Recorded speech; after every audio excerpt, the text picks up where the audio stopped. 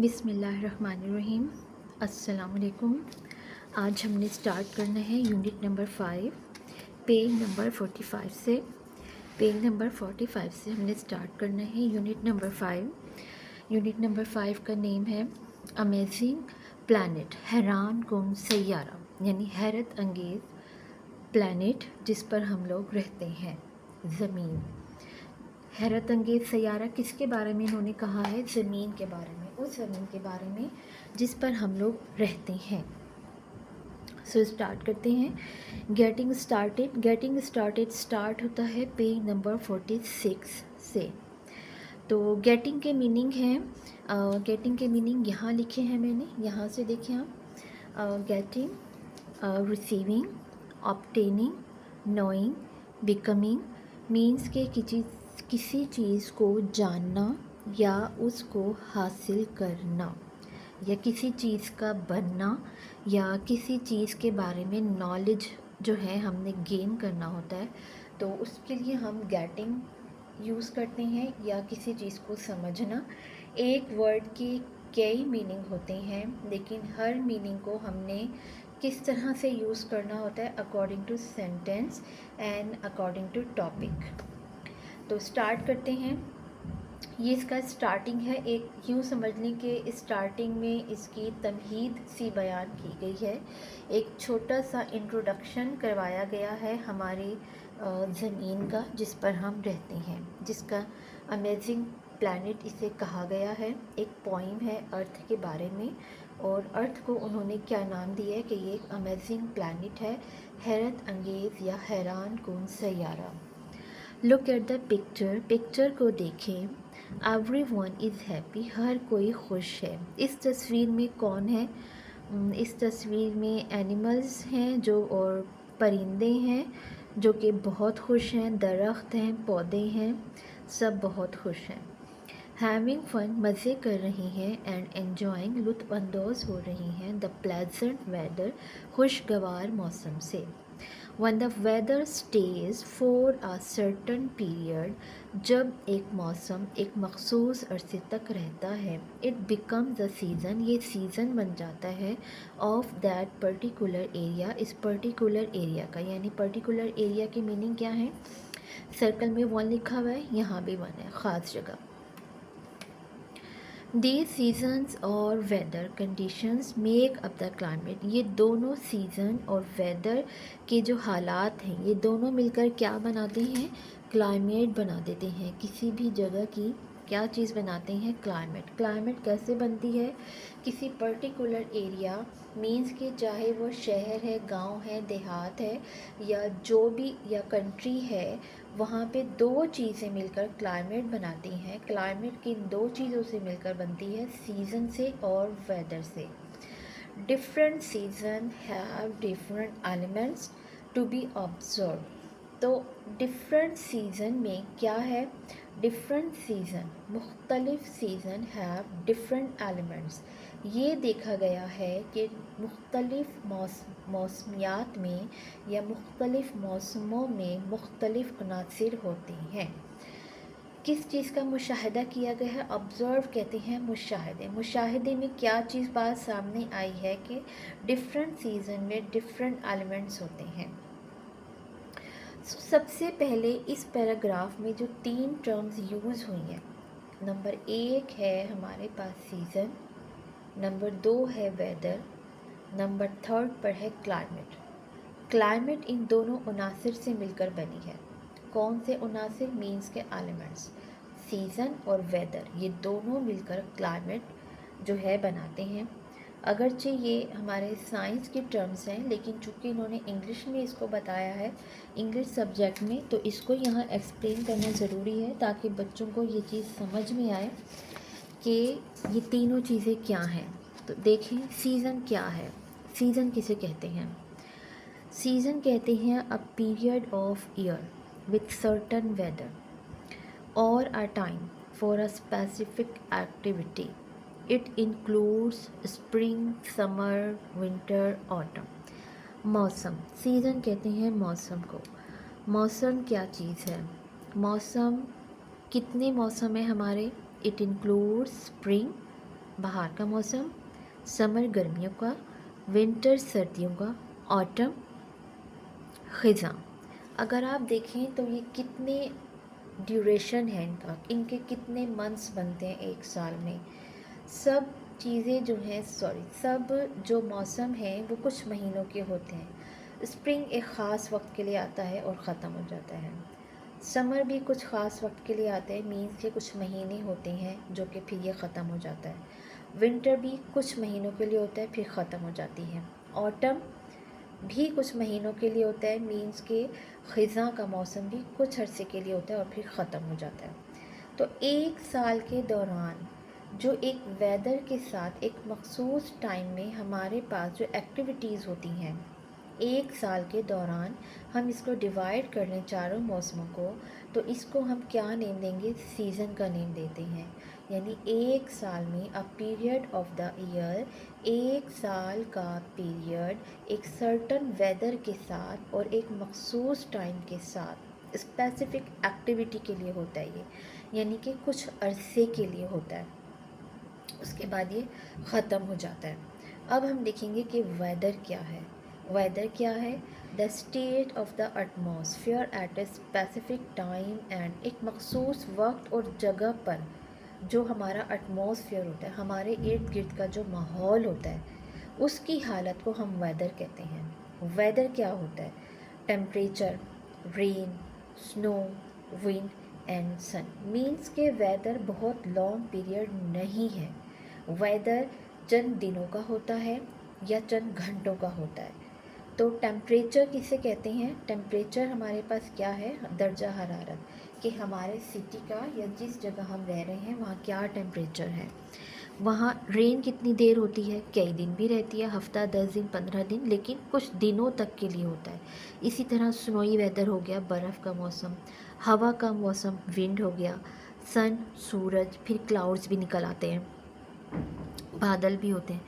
तो वेदर क्या है? वेदर एक शॉर्ट पीरियड के लिए होता है, सीज़न उससे ज़्यादा पीरियड का होता है। लेकिन जब ये दोनों चीज़ें मिल जाती हैं आपस में तो वो एक क्लाइमेट का नाम देते हैं। और क्लाइमेट किसी भी जगह की आबो हवा का नाम है जो कि सीज़न और वेदर बनाते हैं। और ये तकरीबन 6 महीने, साल हो गया, 2 साल हो गया, इस लॉन्ग पीरियड को हम क्लाइमेट कहते हैं। ये दोनों चीज़ें मिलकर जो लॉन्ग पीरियड बनाती हैं उसका नाम दरअसल क्लाइमेट है। अब हम देखते हैं क्लाइमेट क्या है। The average weather of a place over many years, यानी क्या है? एवरेज वेदर है, एक मौसम है जो बारिश, हवा, सूरज और गर्मी सर्दी मिलकर जो मौसम बनाते हैं उसको हम क्या कहते हैं? उसको हम क्लाइमेट कहते हैं। अब क्लाइमेट के जो की पॉइंट्स हैं वो क्या हैं?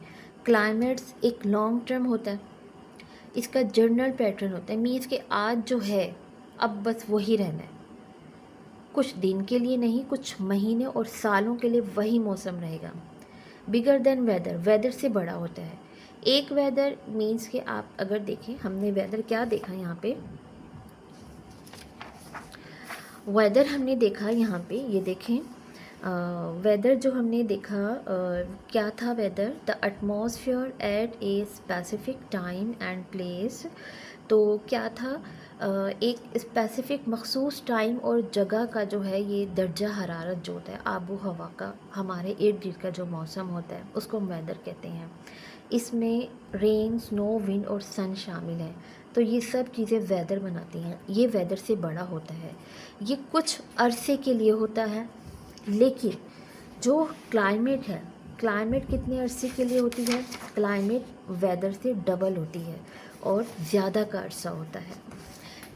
इसके फर्स्ट पेज को आप लोग दोबारा देख लें, मैं शायद इसको सही तरह करना भूल गई थी कैमरे में, तो इसको भी देख लें आप। अब हम आते हैं क्लाइमेट से नेक्स्ट। जो क्लाइमेट के की पॉइंट्स हैं वो क्या हैं? Long term, general pattern, bigger than weather, जो कि वेदर से बड़ा होता है। सो अब हम चलते हैं इसके नेक्स्ट। लेट्स टॉक है, आइए बात करते हैं। Where do you live and what type of climate does your area have? आप कहाँ रहते हैं और किस टाइप की जो क्लाइमेट है आपके एरिया की। आप जहाँ भी रहते हैं आप लिख दें, बता दें कि इसकी क्या क्लाइमेट है, और आप लिख दें there is hotness in summer या देयर इज़ कोल्डनेस, या जो भी वेदर होता है आपकी एरिया का आप वो यहाँ लिख सकते हैं। Which season do you like the most, कौन सा सीज़न आपको पसंद है? Summer because of rains. आपको जो पसंद है आप वहाँ मेंशन कर सकते हैं। नेक्स्ट है do you go on vacation in summer, क्या आप समर में वेकेशन पर जाते हैं?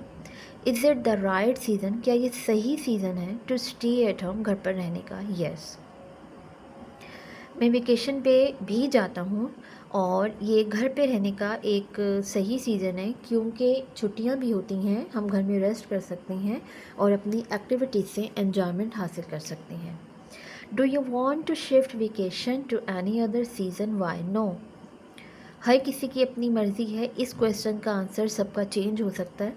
मैंने यहाँ लिखा है नो, क्योंकि आई लाइक समर वेकेशन, क्योंकि मैं समर वेकेशन को पसंद करता हूँ, क्योंकि वो लॉन्ग टर्म होती हैं। नेक्स्ट हम आ जाते हैं अब पेज नंबर 47 पर। पेज नंबर 47 पे पोइम स्टार्ट होती है I am the earth pledging, जो इन्होंने यहाँ लिखा था कि अमेजिंग प्लैनेट, वो दरअसल अर्थ को उन्होंने कहा है। तो अर्थ है आई एम द अर्थ, मैं अर्थ हूँ, मैं ज़मीन हूँ। तो सबसे पहले क्वेश्चंस हैं इसके प्री रीडिंग। प्री रीडिंग में है व्हाट इज़ पोल्यूशन, पोल्यूशन क्या है। नेक्स्ट है do you keep your school and home clean, क्या आप अपने स्कूल और होम को क्लीन रखते हैं? इसका आंसर आप लिखेंगे यस।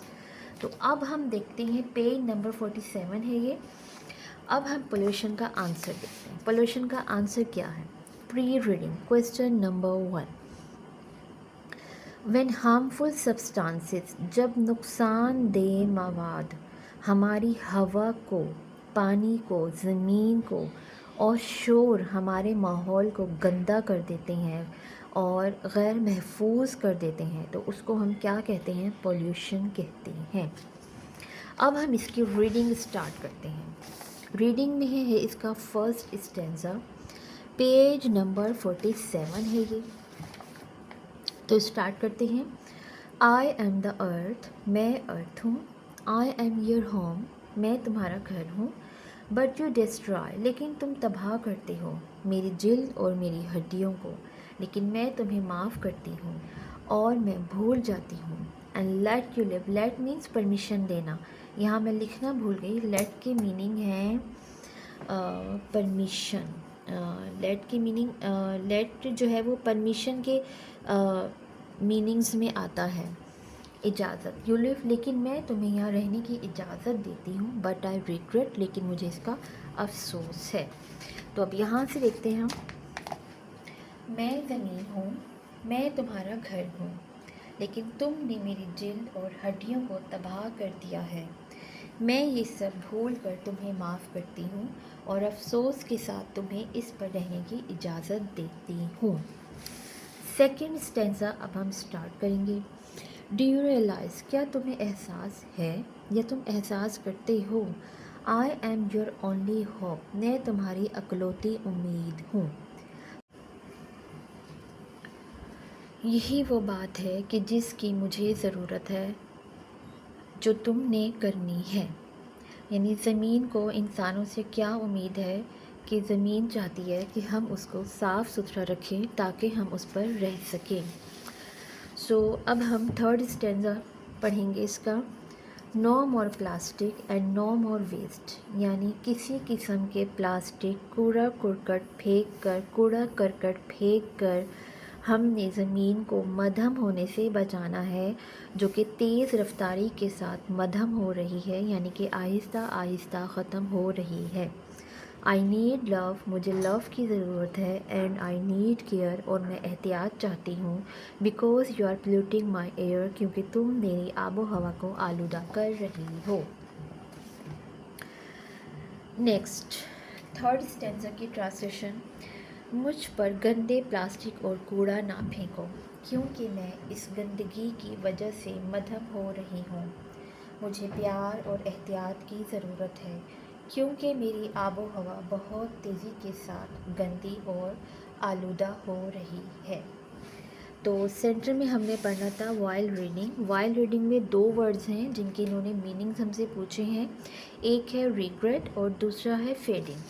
तो इनके मीनिंग क्या हैं? रिग्रेट के मीनिंग होते हैं अफसोस करना।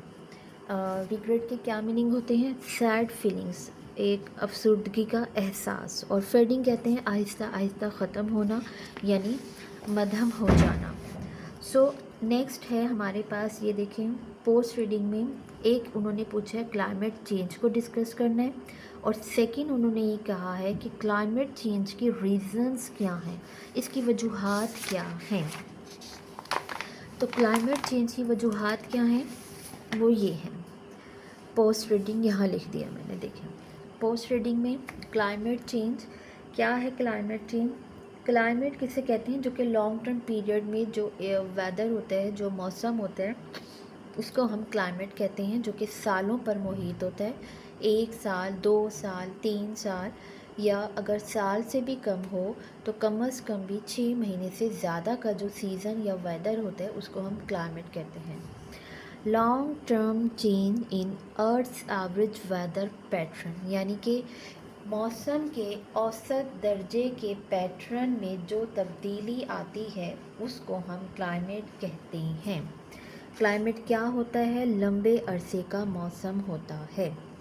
अब सेकंड उन्होंने पूछा है कि ये क्यों चेंज आता है, ये क्यों आता है? ग्रीन हाउस गैसेस होती हैं, मीन्स कि जो हम गैसेस, जो हम ईंधन या कूड़ा वगैरह जलाते हैं, उससे मौसम में जो तब्दीली आती है। डिफॉरेस्टेशन क्या है? दरख्तों की कटाई है। एग्रीकल्चर, खेती बाड़ी जितनी अच्छी होगी मौसम उतना ज़्यादा अच्छा होगा। मीन्स के क्योंकि खेती बाड़ी में जो चीज़ें डाली जाती हैं, मीन्स के केमिकल्स अगर जहरीले मवाद के होते हैं या दवाइयाँ वगैरह, तो डेफ़िनेटली वो एक हवा के साथ उड़ती हैं, उनकी स्मेल है या जिस फॉर्म में भी वो होती हैं, तो वो हमारे क्लाइमेट, हमारे एटमॉस्फेयर पर असरअंदाज होती हैं। तो अगर वो अच्छी क्वालिटी होगी तो अच्छा असर होगा, बुरी क्वालिटी होगी तो बुरा असर होगा। नेक्स्ट है इंडस्ट्रियल प्रोसेस। क्या चीज़ है कि जो इंडस्ट्रीज़ के जो गंदे मवाद हैं, आप उनको पानी में डालें, उनको एक अलग जगह उनकी बनाएं। ये नहीं कि आप उसको डायरेक्ट ही पानी में डाल दें और इससे हमारा पानी भी आलूदा हो जाता है। नेचुरल कॉजेज़ कुदरती वजूहात होती हैं, जैसे आंधी, बारिश, तूफ़ान, ये सब चीज़ें नेचुरल कॉजेज़ में आ जाती हैं, सैलाब हो गए जैसे। तो ये थी हमारी आज की वीडियो जो हमने पढ़ी पेज नंबर 47 तक पोइम। तो आपको मेरी वीडियो पसंद आई हो, और अगर आप ये समझते हैं कि आपने मेरी वीडियो से थोड़ा सा भी कुछ सीखा है, तो प्लीज़ आप मेरी वीडियो को लाइक कर दें, शेयर कर दें एंड सब्सक्राइब कर दें। तो खुश रहिए, आबाद रहिए अपने घरों में, अपने पेरेंट्स के साथ, अपने सिबलिंग्स के साथ। ओके, अल्लाह हाफिज़।